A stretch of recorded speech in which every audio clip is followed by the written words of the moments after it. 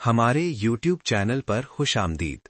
आज की audio book story है दास्ताने ईमान फरोशों की। मुसन्निफ इनायतुल्लाह अल्तमश।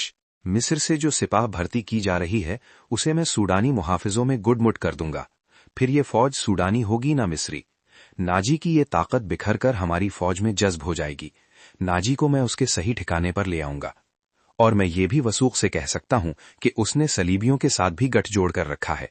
अली बिन सुफियान ने कहा, आप सल्तनत इस्लामिया को एक मजबूत मरकज पर लाकर इस्लाम को वुसअत देना चाहते हैं, मगर नाजी आपके ख्वाब को वीराने का ख्वाब बना रहा है। तुम इस सिलसिले में क्या कर रहे हो, ये मुझ पर छोड़ दें। अली बिन सुफियान ने जवाब दिया, मैं जो कुछ करूंगा आपको साथ साथ बताता रहूंगा। आप मुतमईन रहें, मैंने उसके गिर्द जासूसी की ऐसी दीवार चुन दी है जिसकी आंखें भी हैं, कान भी हैं, और ये दहलीज मुतहर्रिक है। यूं समझ लें कि मैंने उसे अपने जासूसी के किले में कैद कर लिया है। सलाहुद्दीन अयूबी को अली बिन सुफियान पर इस कदर एतमाद था कि उससे उसकी दरपर्दा कार्रवाई की तफसील ना पूछी। अली ने उससे पूछा, मालूम हुआ है कि वो आपको जश्न पर मदऊ कर रहा है। अगर ये बात सही है तो इसकी दावत उस वक्त कबूल कीजिएगा जब मैं आपको बताऊंगा। अयूबी उठा और हाथ पीठ पीछे रखकर टहलने लगा। उसकी आह निकल गई। वो रुक गया और बोला, बन सुफियान, जिंदगी और मौत अल्लाह के हाथ में है। बेमकसद जिंदगी से क्या ये बेहतर नहीं कि इंसान पैदा होते ही मर जाए।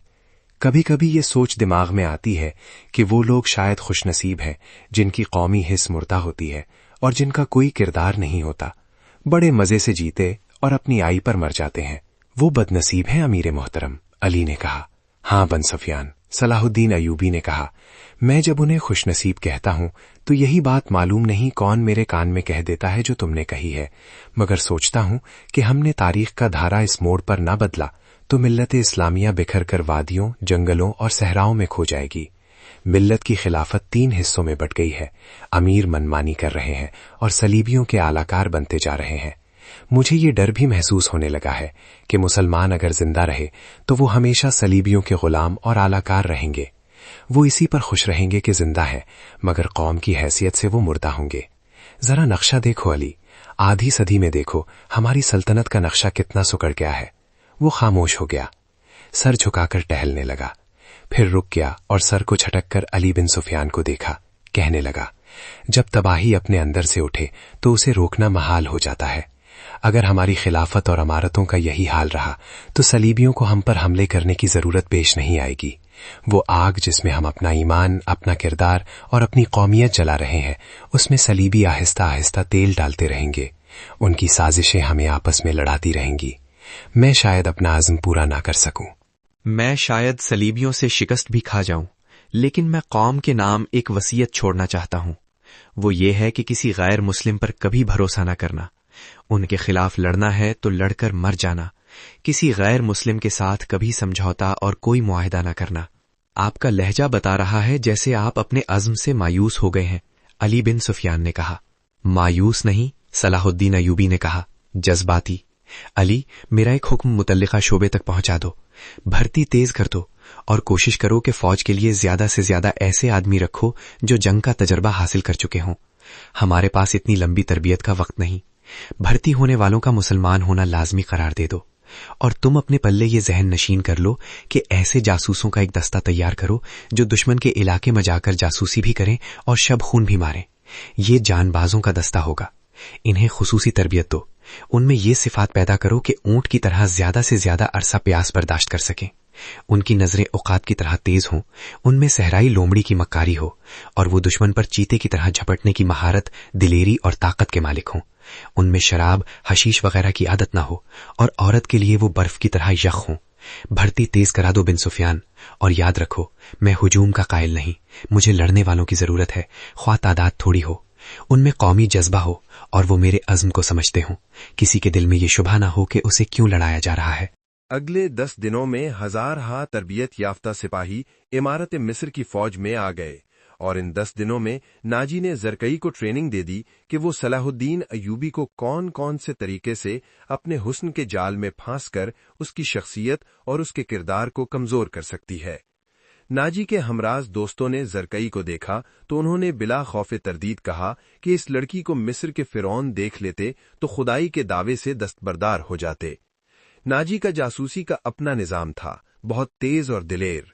وہ معلوم کر چکا تھا کہ علی بن سفیان صلاح الدین ایوبی کا خصوصی مشیر ہے اور عرب کا مانا ہوا سراغ آساں۔ اس نے علی کے پیچھے اپنے جاسوس چھوڑ دیے تھے اور اس نے علی کو قتل کرا دینے کا منصوبہ بھی بنا لیا تھا۔ زرکئی کو ناجی نے صلاح الدین ایوبی کو اپنے دام میں پھانسنے کے لیے تیار کیا تھا، لیکن وہ محسوس نہ کر سکا کہ مراکش کی رہنے والی یہ لڑکی اس کے اپنے اعصاب پر سوار ہو گئی ہے۔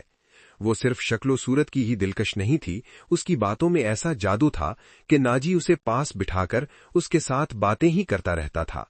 اس نے ان رونا چنا گانے والی لڑکیوں سے نگاہیں پھیر لی تھیں جو اس کی منظور نظر تھیں۔ 3-4 راتوں سے اس نے ان لڑکیوں کو اپنے کمرے میں نہیں بلایا تھا۔ ناجی سونے کے انڈے دینے والی مرغی تھی جو ان کے قبضے سے نکل کر زرکئی کی آغوش میں انڈے دینے لگی تھی۔ انہوں نے زرکئی کو راستے سے ہٹانے کی ترکیبیں سوچنی شروع کر دیں۔ وہ آخر اس نتیجے پر پہنچے کہ اسے قتل کرا دیا جائے، مگر اسے قتل کرانا ممکن نظر نہیں آتا تھا، کیونکہ ناجی نے اسے جو کمرہ دے رکھا تھا اس پر 2 محافظوں کا پہرا رہتا تھا۔ اس کے علاوہ یہ دونوں لڑکیاں اس مکان سے بلا اجازت باہر نہیں جا سکتی تھیں جو ناجی نے انہیں دے رکھا تھا۔ انہوں نے حرم کی خادمہ عورتوں میں سے ایک کو اعتماد میں لینا شروع کر دیا۔ وہ اس کے ہاتھوں زرکئی کو زہر دینا چاہتی تھیں۔ علی بن سفیان نے صلاح الدین ایوبی کا محافظ دستہ بدل دیا۔ یہ سب امیر مصر وال سرائے کے پرانے باڈی گارڈ تھے۔ ان کی جگہ اس نے ان سپاہیوں میں سے باڈی گارڈز کا دستہ تیار کر دیا جو نئی بھرتی میں آئے تھے۔ یہ جان بازوں کا منتخب دستہ تھا جو سپاہ گیری میں بے باک تھا اور جذبے کے لحاظ سے اس کا ہر سپاہی مرد حر تھا۔ ناجی کو یہ تبدیلی بالکل پسند نہیں تھی، لیکن اس نے صلاح الدین ایوبی کے سامنے اس تبدیلی کی بے حد تعریف کی اور اس کے ساتھ ہی درخواست کی کہ صلاح الدین ایوبی اس کی دعوت قبول کر لے۔ ایوبی نے اسے جواب دیا کہ وہ 1 دن میں اسے بتائے گا کہ وہ کب دعوت قبول کر سکے گا۔ اس کے جانے کے بعد صلاح الدین ایوبی نے علی بن سفیان سے مشورہ لیا کہ وہ دعوت پر کب جائے۔ علی نے اسے مشورہ دیا کہ اب وہ کسی بھی روز دعوت قبول کر لے۔ دوسرے ہی دن صلاح الدین ایوبی نے ناجی کو بتایا کہ وہ کسی بھی رات دعوت پر آ سکتا ہے۔ ناجی نے 3 روز بعد کی دعوت دی اور بتایا کہ یہ دعوت کم اور جشن زیادہ ہوگا، اور یہ جشن شہر سے دور صحرا میں مشلوں کی روشنی میں منایا جائے گا۔ ناچ گانے کا انتظام ہوگا، باڈی گارڈز کے گھڑ سوار اپنے کرتب دکھائیں گے، شمشیر زنی اور بغیر ہتھیاروں کی لڑائی کے مقابلے ہوں گے، اور صلاح الدین ایوبی کو رات وہیں قیام کرایا جائے گا۔ رہائش کے لیے خیمے نصب ہوں گے۔ صلاح الدین ایوبی پروگرام کی تفصیل سنتا رہا۔ اس نے ناچ گانے پر بھی اعتراض نہ کیا۔ ناجی نے ڈرتے جھجکتے کہا، فوج کے بیشتر سپاہی جو مسلمان نہیں یا جو ابھی نیم مسلمان ہیں کبھی کبھی شراب پیتے ہیں۔ وہ شراب کے عادی نہیں، وہ اجازت چاہتے ہیں کہ جشن نے انہیں شراب پینے کی اجازت دی جائے۔ آپ ان کے کمانڈر ہیں، صلاح الدین ایوبی نے کہا۔ آپ چاہیں تو انہیں اجازت دے دیں، نہ دینا چاہیں تو میں آپ پر اپنا حکم نہیں چلاؤں گا۔ امیر مصر کا اقبال بلند ہو۔ ناجی نے غلاموں کی طرح کہا، میں کون ہوتا ہوں اس کام کی اجازت دینے والا جس کو آپ سخت ناپسند کرتے ہیں؟ انہیں اجازت دے دیں کہ جشن کی رات ہنگامہ آرائی اور بدکاری کے سوا سب کچھ کر سکتے ہیں۔ صلاح الدین ایوبی نے کہا، اگر شراب پی کر کسی نے ہنگامہ کیا تو اسے سخت سزا دی جائے گی۔ یہ خبر جب صلاح الدین ایوبی کے سٹاف تک پہنچی کہ ناجی صلاح الدین ایوبی کے اعزاز میں جو جشن منعقد کر رہا ہے اس میں ناچ گانا ہوگا اور شراب بھی پی جائے گی، اور صلاح الدین ایوبی نے اس جشن کی دعوت ان خرافات کے باوجود قبول کر لی ہے، تو سب حیرت سے ایک دوسرے کا منہ دیکھنے لگے۔ کسی نے کہا کہ ناجی جھوٹ بولتا ہے، وہ دوسروں پر اپنا روب ڈالنا چاہتا ہے، اور کسی نے یہ رائے دی کہ ناجی کا جادو صلاح الدین ایوبی پر بھی چل گیا ہے۔ یہ رائے ان سربراہوں کو پسند آئی جو ناجی کے ہم نوالا اور ہم پیالہ تھے۔ صلاح الدین ایوبی نے چارج لیتے ہی ان کے لیے عیش و عشرت، شراب نوشی اور بدکاری جرم قرار دے دی تھی۔ اس نے ایسا سخت ڈسپلن رائج کر دیا تھا کہ کسی کو پہلے کی طرح فرائض سے کوتاہی کی جرت نہیں ہوتی تھی۔ وہ اس پر خوش تھے کہ آج نئے امیر مصر میں کسی دعوت میں شراب اور رقص کی اجازت دے دی ہے تو کل پرسوں وہ خود بھی ان رنگینیوں کا رسیا ہو جائے گا۔